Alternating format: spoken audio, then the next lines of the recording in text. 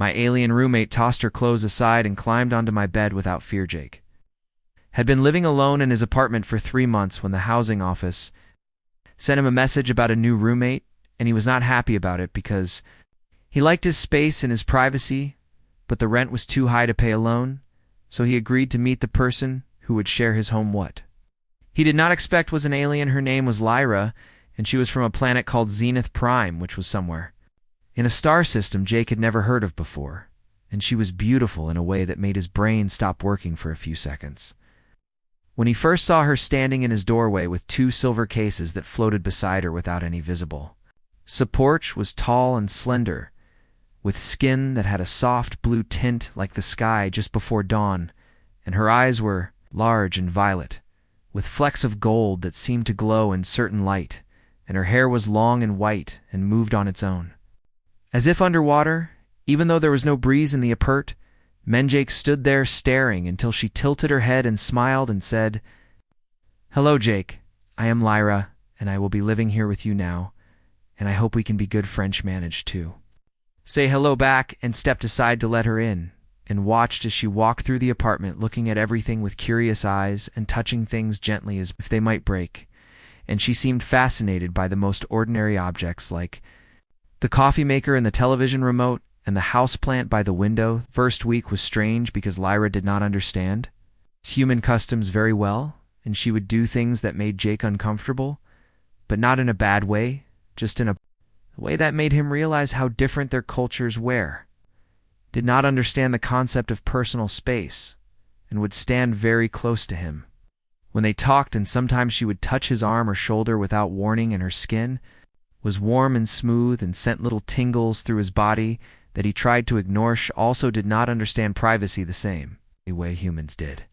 And on the 3rd night she walked into the bathroom while he was showering and asked him where the water came from, and he had to explain through the shower curtain that humans like to bathe alone, and she said, "Oh, I did not know that," and left, but she did not seem embarrassed at all. Biggest difference, though, was how she treated clothing. In Zenith Prime, Lyra explained, clothing was mostly for decoration or special occasions, and not something people wore all the time because their bodies regulated temperature naturally, and they did not have the same shame about nakedness that humans had. So Lyra would often walk around the apartment in very little clothing, or sometimes nothing at all, and Jake tried very hard to be respectful and not stare. But it was difficult because she was beautiful and she moved like water and seemed completely unaware of the effect she had on him. Tried to explain that humans wore clothes most of the time and that it was considered polite, and she listened and nodded and said she would try to remember, but old habits were hard to break, and sometimes she would forget. The 2nd week Jake had gotten somewhat used to Lyra's presence, and they had fallen into a routine of sorts,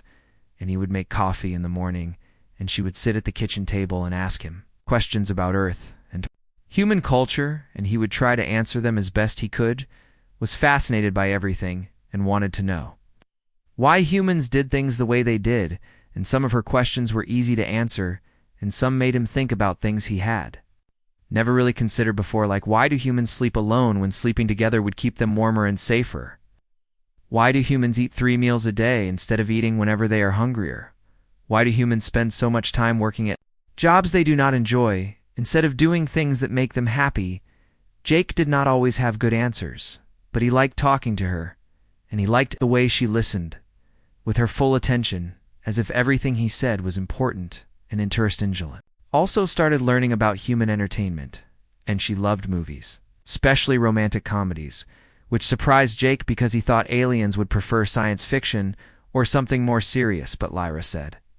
she liked watching humans figure out their feelings and overcome obstacles to be together. We'd sit on the couch and watch movies, and Lyra would ask questions about why characters did certain things, and Jake would try to explain,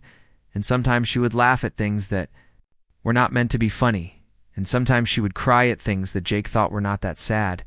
and he realized that she felt emotions very deeply. One night they were watching a movie, and Lyra suddenly asked Jake why he did not have a partner, and he was caught off guard and said he just had not met the right person yet, and she looked at him with those violet eyes and said, "You are kind and intelligent and attractive, and any human would be lucky to be with you." And Jake felt his face get hot, and he mumbled something about it being complicated and changed the subject.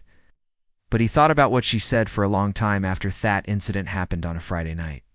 3 weeks after Lyra had moved and Jake had gone to bed early. Because he was tired from work, and he was almost asleep when he heard his bedroom door open, and he opened his eyes to see Lyra standing in the doorway. And she was wearing one of his old shirts, but nothing else, and the shirt came down to her mid. Thigh sat up and said, "Lyra, is everything okay?" Ak walked into the room and said, "I have been thinking about human customs, and I want to understand something better. What is it?" He, a sketch, reached down and pulled the shirt off over her head and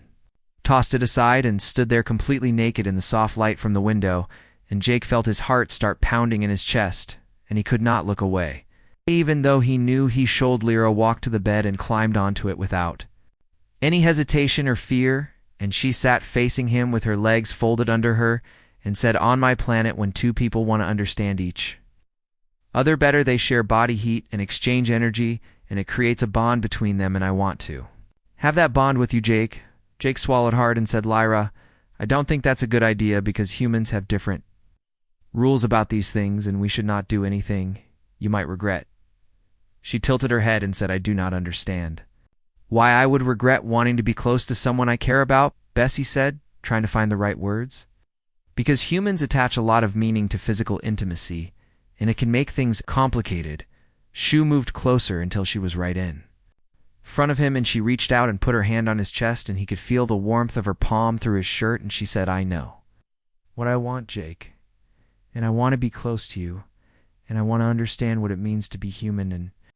I want to share something special with you." And Jake looked into her eyes and saw that she was completely sincere and completely unafraid, and he realized that maybe